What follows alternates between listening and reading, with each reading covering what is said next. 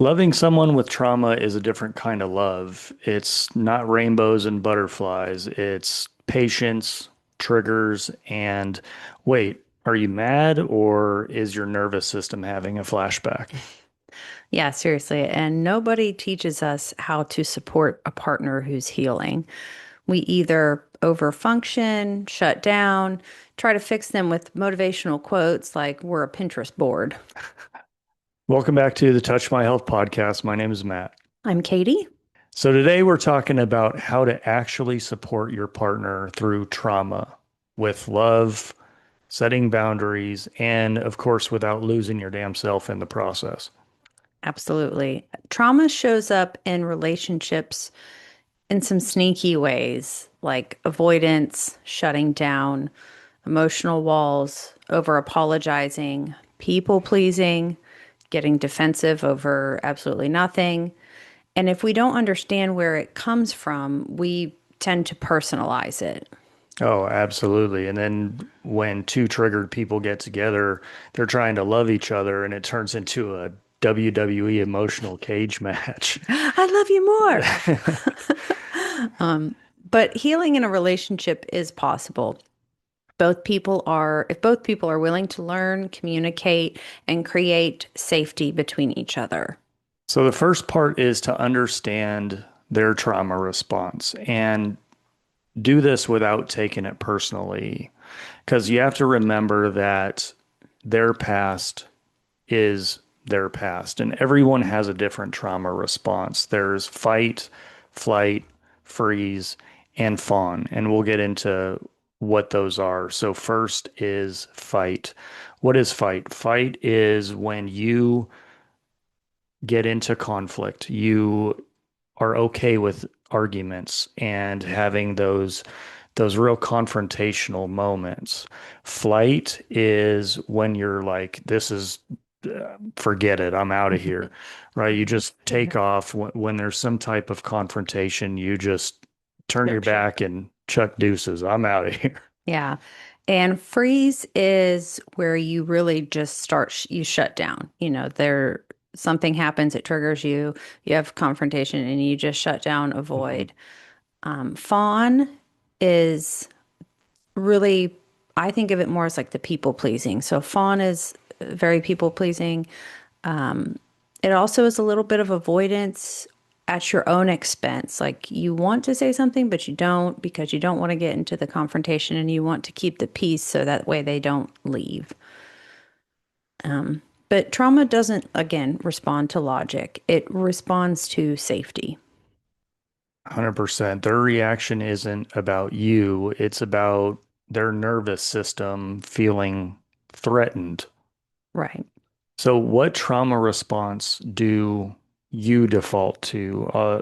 I'll tell you mine. You tell me yours. I'll show you mine. You show me yours. That's it. Every time you say that, that's what I think. Um, Mine is definitely currently fawn. I think it's always been fawn. I just didn't realize fawn was a trauma response. I would have said before it was freeze, but I'm a big people pleaser. I always have been, and I'm definitely one that will try to avoid confrontation hmm or not bring something up even into my own detriment, and I'll sit and stew on it. So and over explaining. I mean, I'll have conversations with myself in my head to explain something that I'm doing because I need to make sure I have an explanation ready, even though For even some, though no one's ever you're not going to ask. yeah, for something Like, that hasn't even happened yeah, yet, or won't or yeah. So right? that's definitely me. I used to be more of the fight where when I was married and that I didn't really care about having those, I didn't mind having those confrontations, the arguments, not talking for a couple of days. That was where it felt normal to me because I really didn't know how to feel safe in the moment. So that was my default. That was what I went into every time there was any type of conflict, is we would, just start having those confrontations. And really more that I've grown up and matured, I have started to be more of the flight because when something is too much for me or when there is too much conflict, I'm just like, this is too much for me. I'm out of here. And in, the last few relationships of mine since my marriage, that's been more so me is this person doesn't align with my values or doesn't align with what I feel is my person. And, luckily I found you and that's not the Lucky case. you. But, I feel lucky to have found you. And I don't need to have that flight or have a trauma response any longer. Yeah. I feel like we are in a place where those trauma Mhm. responses really don't have to be there. Right. Well, and I think it's not necessarily that we're in the place because I still struggle with those. I think though that you were able to do more work on yourself and healing those things and figuring out kind of your trauma responses and what you wanted and what you knew was important to you to where you don't really have those anymore. And I'm still newer in that. And so I'm still trying to figure those out and work through them. That does make sense. Yeah, I mean, Yeah. I've been divorced now, I don't know, Yeah. 12 years or something like that. So that's really when my healing journey started was then Hmm. for the last 12 years. So I can understand, the the healing and my journey has been certainly a lot longer than yours. Yeah. Because And even when I read, like, when we were talking about this, I even said to myself, like, I don't even think you have a trauma response. Like, you don't, you know, if there's something going on with us, you're not, or at least if you are, you don't portray it. You're not like internally battling like what your trauma response is to try to overcome it to talk about it. Whereas that's something I do still. agree. I'm not fighting anything internally.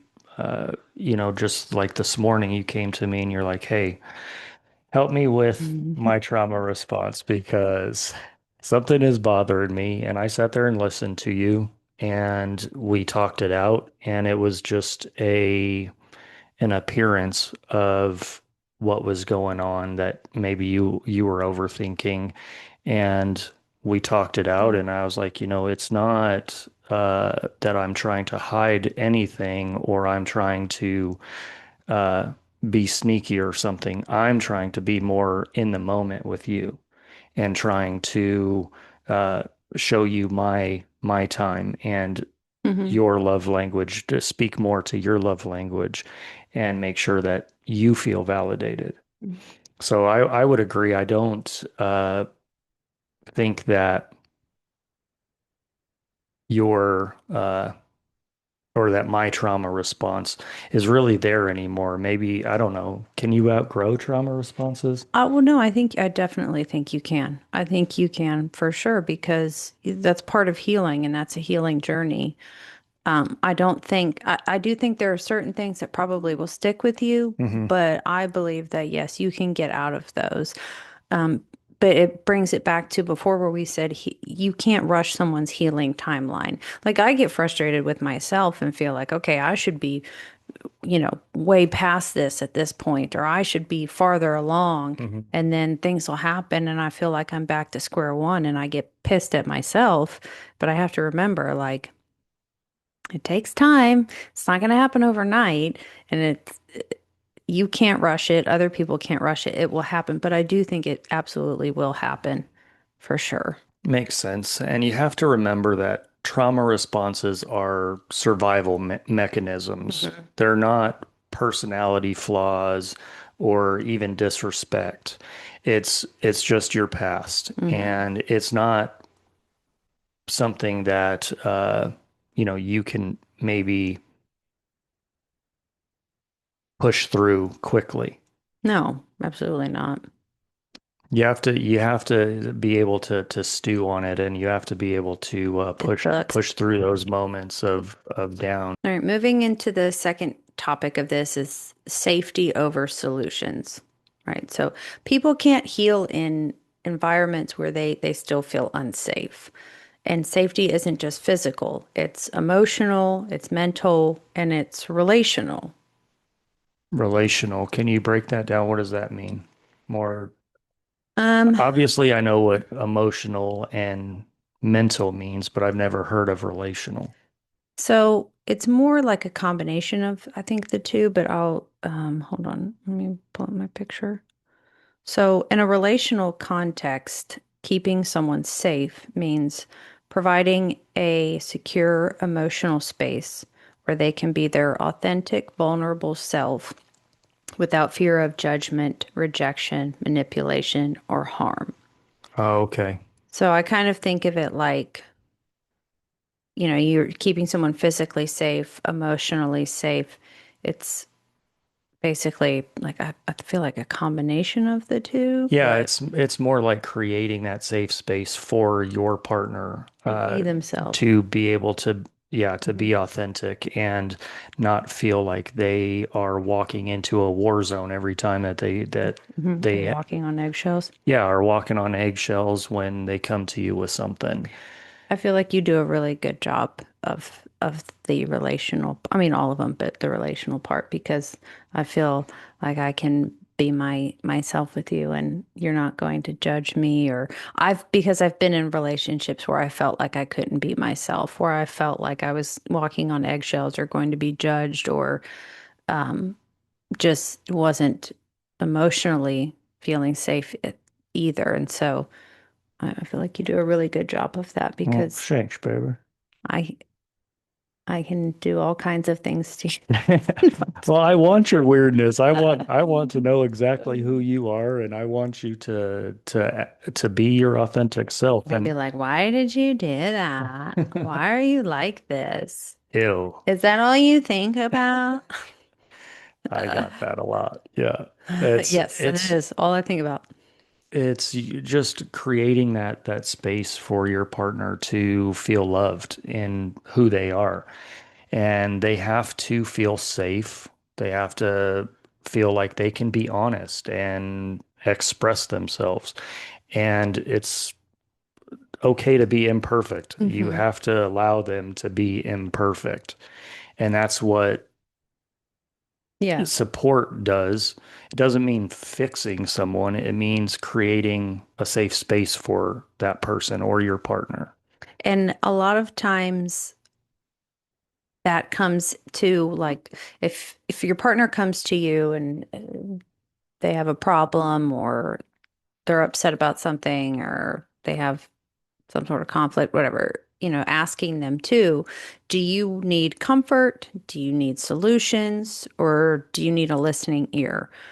Because we will tend to skip straight to solutions because I think just as human beings, when you are presented with a problem or an issue, whatever it is, you want to provide solutions.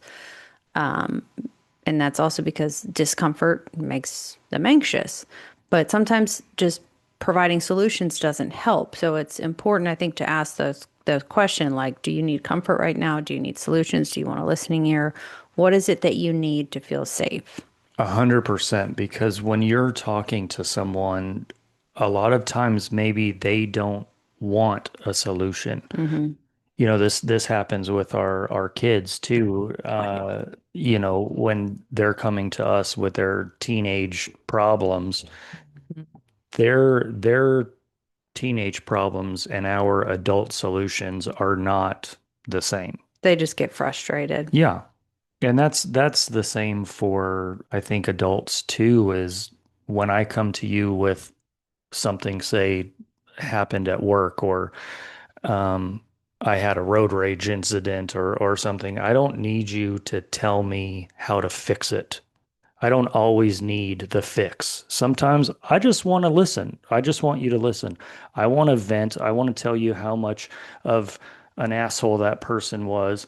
And I don't You don't want necessarily me to like be like, well, honey, you do drive a little erratically, and it. you do um, tend to, cut people off or whatever. I don't So want to hear yeah, it. I don't yeah, want to hear that I all don't the time. care. I'm upset. I'm mad. They are an asshole, Yeah, and you need to agree with me. that's No. right. I just sometimes, you don't want to hear Hmm. that solution. And you, as the person that is being talked to, sometimes your most supportive thing that you can do for them is to sit there and nod.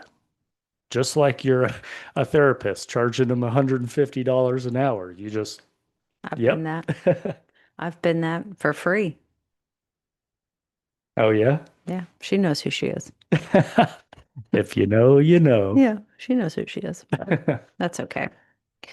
Part three, step three to this is what not to do. There's a lot of great things that you can do for people, but there's a lot of things that you should not do in helping your partner with their trauma response. The first one is don't rush their healing time. Second is don't take their triggers personally. And what we mean by don't rush their healing time is everybody's trauma response is going to look differently, and their healing journey is going to look differently. And it's not fair to the person that is working on their healing journey for you to set expectations of them. Like, oh my God, it's been 6 years. You should be Mhm. over it by now. That's not necessarily the case. Yeah, that's what I was saying earlier. You can't dictate someone's healing timeline, especially if you are the person who caused the trauma or hurt you, and you've decided as a couple you're going to make it work, you're going to work through it. You can't say, well, it's been 3 years, you should be over it now. Like, I'm tired of talking. No. I Hmm. mean, I do, on the flip side of that, you can't use your trauma as an excuse to justify bad behavior or abusive behavior and hold it over their head forever. If you've made the decision to work on it and move past it, you both have to do that. But the other person can't dictate the healing timeline, and you can't just sit there and hold on to it to be able to use it forever and ever and ever. Great point. And when they're faced with their triggers, when your partner is triggered by something, you can't take that personally because that's part of their past. Something in their past is triggering what's happening right now. And that's not personal to you. That is their nervous system having that flashback. Hmm. Yeah, and not minimizing it or comparing either. So I think of someone who is trying to be empathetic, trying, I think they have a good intentions, trying to be empathetic and say, "Oh, I know how you feel. Hmm. I've been through this or that, or you think that's bad. Oh my God, hear what like happened to me." So Right. you're either minimizing or comparing, and sometimes it comes from a good place, but it's not the best thing to do. No, It's when you start comparing your pains, now it feels like everybody has to one up each other. Yeah, I'm more messed up than you. Yeah. And that's not a healthy space to be in either It's not going to because help. no, it's It's definitely not. not. And another one is not to weaponize Mm, trauma during an argument or a time of conflict. You can't throw that person's past in their face and use it as a weapon. You can't just, yeah. you were a cheater before and you're always a cheater. You, again, with somebody's healing journey, that can't become Hmm. a weapon for you to use in your Hmm. arguments or your conflict. Yeah, I had that happen um, in my past relationship or marriage where, I confided in about something personal, Hmm. and it was the first time I ever really said it out loud. So in that moment, how did you feel? Like what did that make you feel like? Oh, well, I was extremely angry, Yeah. upset. I was flabbergasted. I was just, looking back at it, I shouldn't have been surprised. And honestly, I don't even remember what we were arguing about. Um, but I was very upset and I got very irate, and it hmm produced a response in me that was not normal. Yeah. Like wasn't normal behavior for me. Well, yeah, So when you open yourself up to that vulnerability, and it's just like we said, where don't weaponize trauma during arguments, you're opening yourself up to be vulnerable, to open your heart and to be super honest. And then he threw it in your face. yeah. And it's totally acceptable for you to not act normal in that moment. Hmm. I mean, it's not okay to be violent or anything, but it's certainly accepted to. Right. I wasn't violent towards him. I mean, I did violent things to a door. But like that's not normal behavior for me. And Right. it's one of those Yeah. things too that we've talked about where people who display like narcissistic tendencies or have narcissistic personality disorder and who are really manipulative and things like that, hmm when they constantly do things like that to you and then you react in a way that's out of character for you, they're like, see, you're crazy. She's Right. crazy. He's crazy, blah, blah, blah. Um, but it's not normal behavior for you. And I'm sure, after that, anytime someone saw that door, he's like, look what my crazy ex did. Yeah. But Yeah, and throws it back on you. And it again, it goes to the fact that, when you're in a relationship with someone, you're their partner, not necessarily their emotional support animal. right, that they can just, you know, get hugs and kisses and cuddles when they want and then throw you away. Yeah. Support me now, even though I do that with my dog, but he's a dog. Well, That's his job. that's his job. He literally is my emotional support And animal. when you are a partner, that's what you should expect. It should be a give and take. It Hmm. should be, we're helping each other work through traumas, or we're helping each other grow, not where it's just completely one-sided. Right. Or even if one person has trauma responses or has more trauma or more recent trauma than the other person, it's saying, I'm going to go along with this journey with you and be helpful and be mindful and Yep. supportive and be safe for you, however long that takes. Yeah, And and you will reciprocate in kind.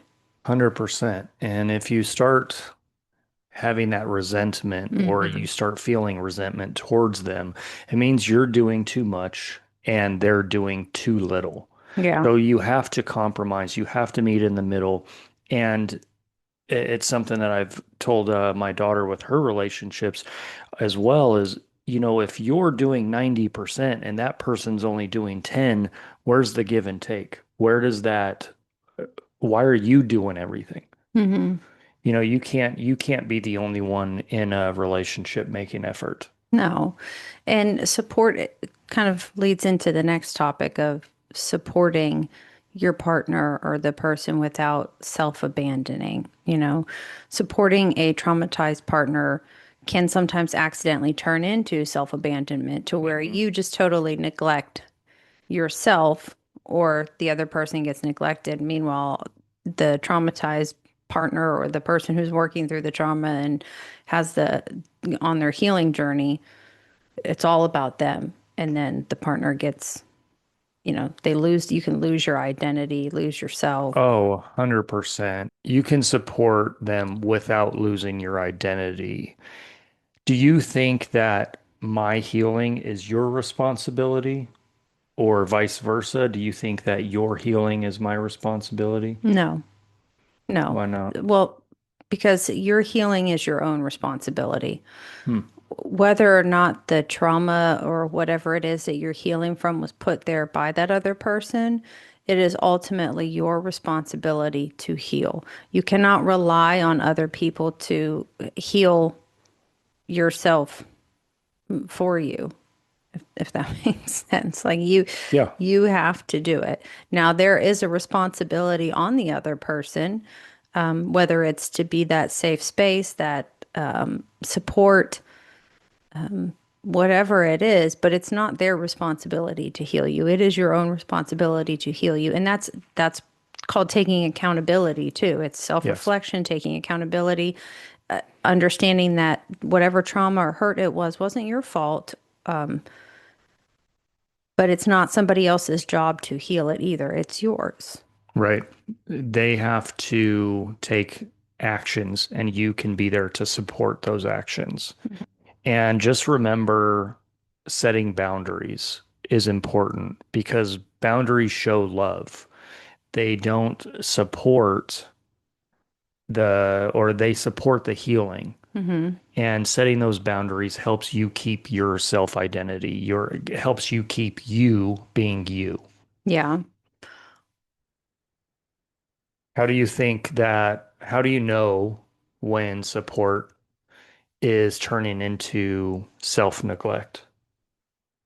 Probably when you start getting really um, resentful, like you start feeling some resentment towards the other person. You're just exhausted. Hmm. You feel like you're pouring into them while, nobody's pouring into you, and it's just this icky kind of feeling that starts to develop. Right. And it goes back to what we were just saying, where you're doing all of the work. Hmm. And when supporting them costs you your sanity, sleep, or your identity, it's not support, that's self-sacrifice. And I have felt this in my own personal relationship with another woman where her past traumas were too much for me. It was so much for me that it was causing me anxiety. It was causing me having all of these irrational feelings that I hadn't felt before. And her past traumas were, You she just was couldn't provide what she needed. no, I couldn't. Yeah. I couldn't. She needed a lot more and she needed to go through that healing journey. And I think she was very early in that Hmm. stage where I wasn't the right person to Yeah. help because she was just unloading, unloading, unloading. Hmm. And like I said, it was just giving me anxiety Yeah. anxiety is not something that is a normal feeling for me. Yeah. And it was way too overwhelming. That's where my flight mode kicked in, and I was like, I'm done. Yeah. And I don't think that some people might hear that and take that as, you're a shitty person or you're as like a bad behavior or whatever. But I think being honest about being able to be someone's support or being able to help go along with someone through their healing journey is very mature, and it's good that you did that because you were honest and upfront. Like, listen, I am not the person for you. I'm not going to be able to be that safe space. I'm not going to be able to provide you the support that you need. And you walked away instead of staying there and just becoming resentful and hating it, or, you know, just feeling awful or like losing your identity, and then possibly start retaliating or reacting and causing more trauma or more pain to her than, that wasn't necessary. Not, not everyone's going to be right for someone who has a lot that they have to unpack. And Hmm. being honest about that and saying, listen, I'm sorry that all these things happened to you, and you're going through this, and that's great that you're healing, but I don't think I'm the right person for you. I don't think I can give you what you're going to need, and walk away. Yep. Because then I would have become more of the problem or added to the problem rather than being She would have been upset because you wouldn't have been able to give her what she needed, correct. and it Yep. would have caused arguments or tension. I mean, you probably wouldn't have, obviously you wouldn't have worked out because you wouldn't have met me, True. but being able to acknowledge that too, because And some people just, when you're starting out on that healing journey, probably is maybe better to just go at it without, Alone. yeah, I don't know. That's what worked best for me. I mean, I'm sure it's very situational. it is. And depending on, I guess, maybe what the trauma is and Right. your own self healing journey can be it's cumbersome, right? Because you want somebody to be there with you during that healing, but also for me, what worked was being alone and going to bed at night by myself and self-reflection and really sitting with my own noise in my head because that's where I live. I live in my head a lot, you know, Do. and really being able to unpack that in within myself and understand those feelings and really just sitting there uh in solidarity and having my own solitude. It was helpful for me. Yeah, some people can't do that. No, It's hard. and it's not going to be for everyone, Hmm. and that's okay. But, you can love someone fully without carrying their healing. When you are trying to show someone love or help support them in their journey, you can love them without carrying them Yeah. and really carrying that healing side. Yeah. You can hold space for them, but you don't have to hold their entire trauma. Right. We tend to want to, but it's generally does not work out good for the other person then. And it can be detrimental to your relationship. It can Mhm. really Oh yeah. be uh hurtful to that other person, and then that kills your relationship Mhm. all in the same time. Oh yeah, resentment is a Yeah. mofo. So how can we be a safe partner? What does Well, that look like? you no. I mean yes, but Oh, I don't know. um so the first thing that comes to mind is just like maybe some practical things that you would hear someone say. So it's like say this instead of saying this. Um, and that's kind of what I think of. So Say this instead of this. What do you mean? like don't say you're overreacting. Instead say, your reaction makes sense based on what you've been through. Uh-huh. Don't say just get over it. No. Say take your time. I'm here with you. Or don't say, why are you like this? Jeez. Say, help me understand what you're feeling right now. I think couples that check in with each other like we do is very helpful. Asking, how can I support you better this week? Or how can I support you better in this journey or in this moment or whatever it may be. Those are very good things to make you a safe partner. You do that sometimes when we go on our date nights. You'll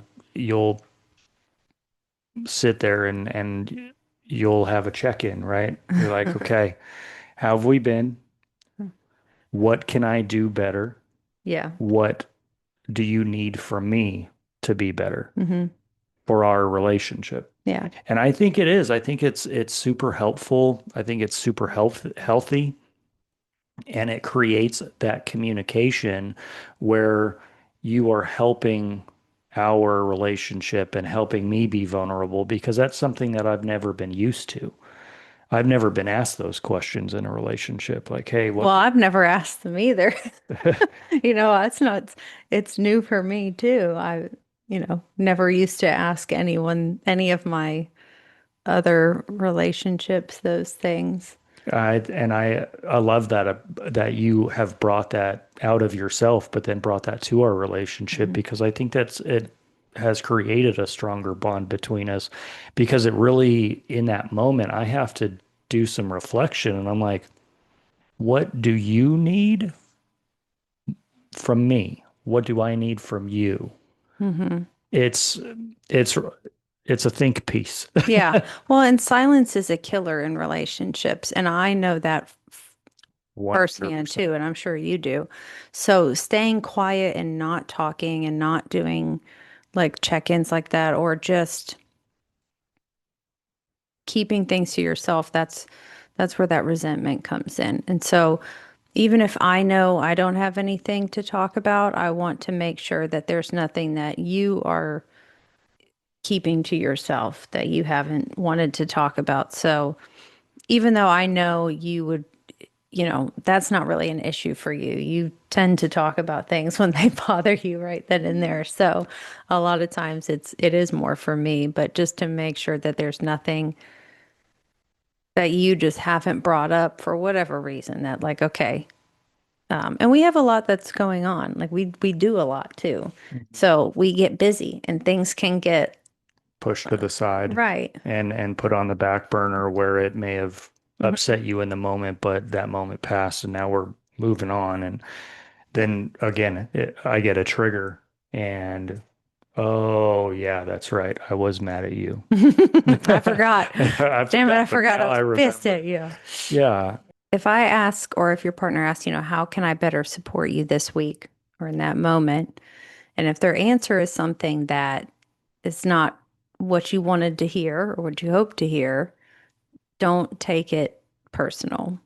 right. You can ask some clarifying questions, but Yeah, it, it could be them setting boundaries right, and you not taking it personally is a huge step because sometimes healing needs silence.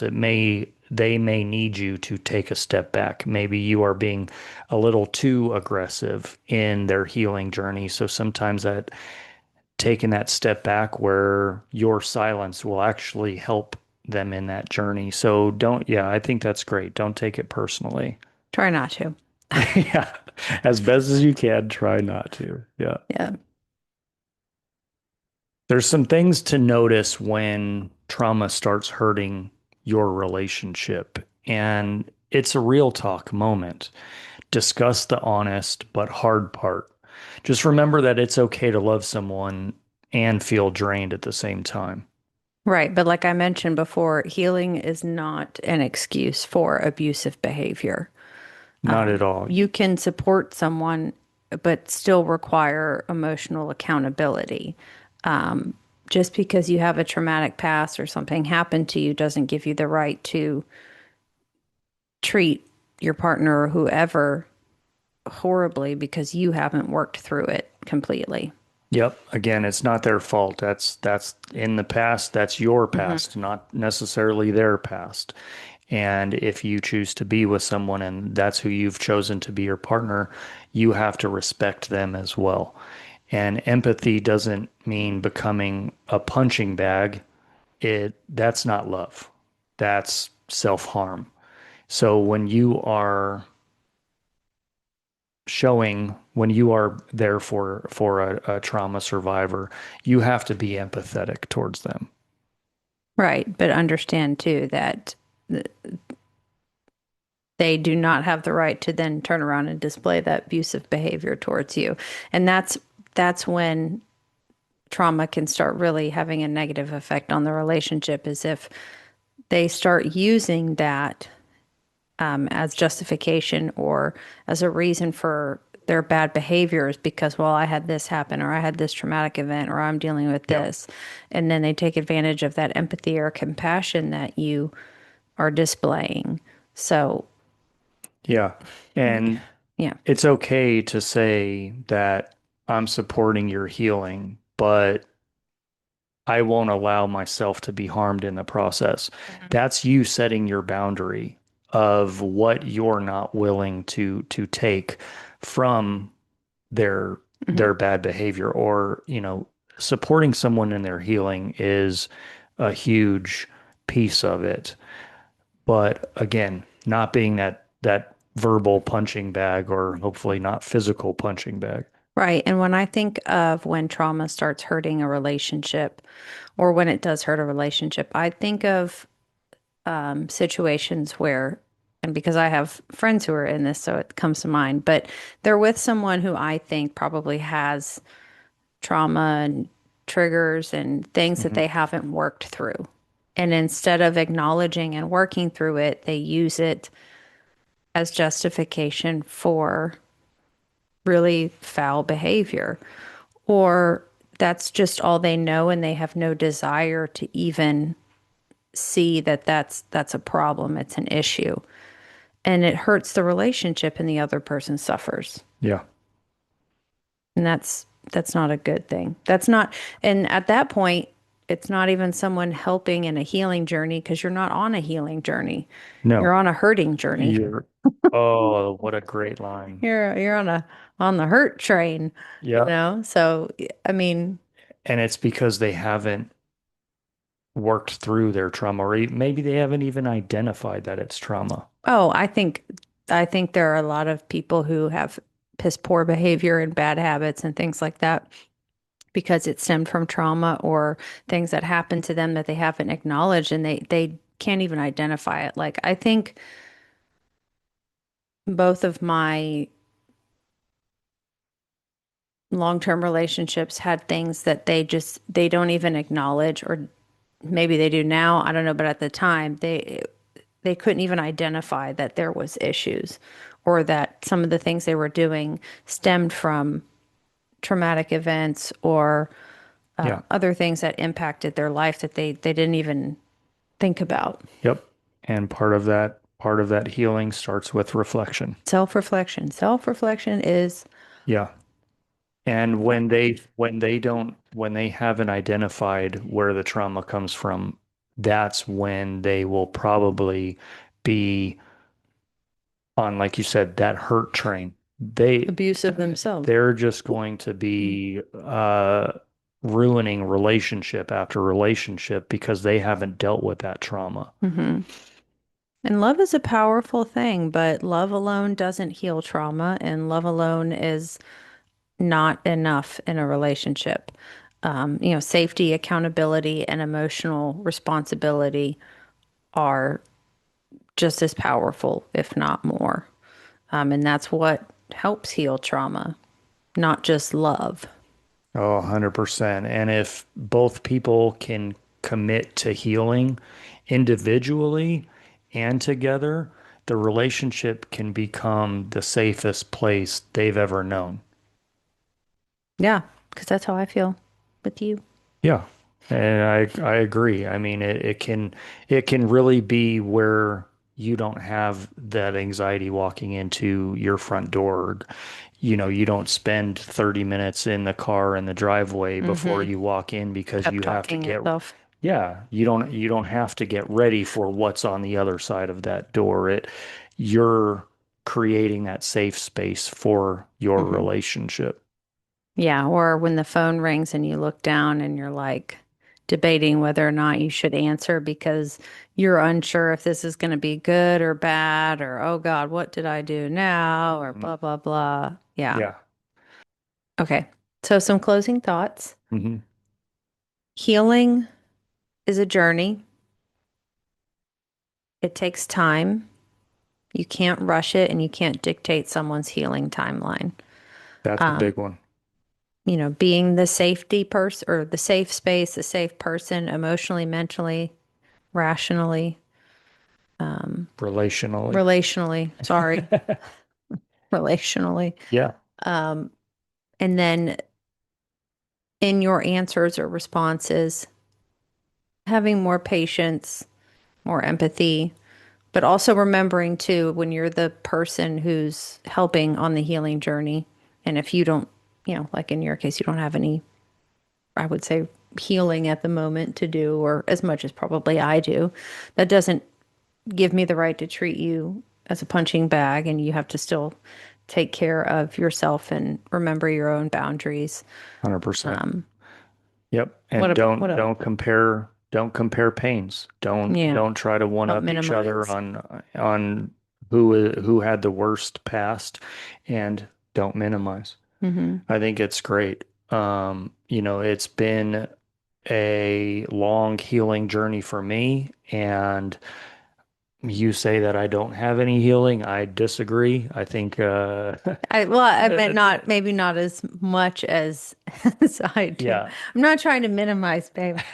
I'm not perfect. I'll never be perfect, but every day is a chance to get better, and you've helped support me in my healing journey and bring in those check-ins Yes. to our relationship has certainly made a huge difference. And if that's something that you don't do currently with your partner, that may be something that you can start doing because I know for us it's helped.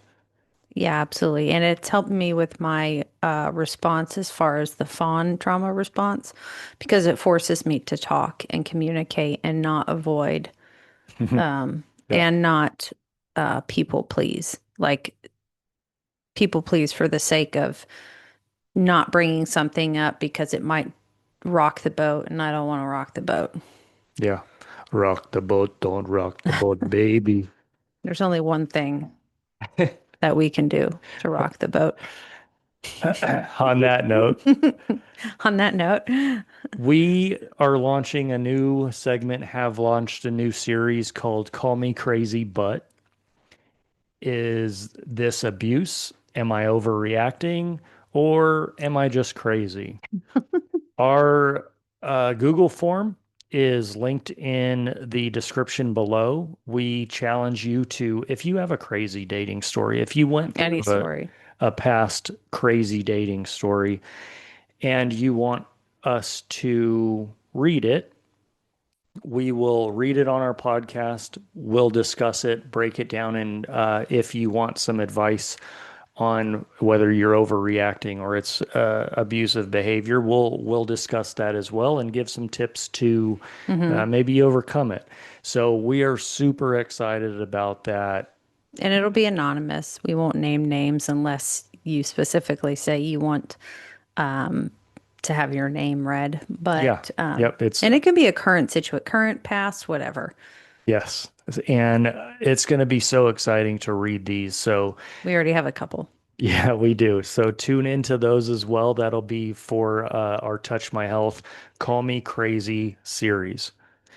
All right, you guys. Well, follow and like and subscribe to our channel and all our socials that we will put in the bio or description. Yep. And we'll see you on the next one. Okay, bye. Bye. Thank you for joining us today. If you learned something and our stories resonate with you, subscribe to our podcast. That's a zero-cost way to support our channel. You can also follow us on Spotify, Instagram, and TikTok. They're linked in the description of the episode. We'd love for you to put any questions, comments, or suggestions for future episodes in the comment section on YouTube. We'll read them all. Again, thanks for joining us. We really appreciate your interest. And as always, we remind you to be the best version of yourself. See you next time on the Touch My Health podcast.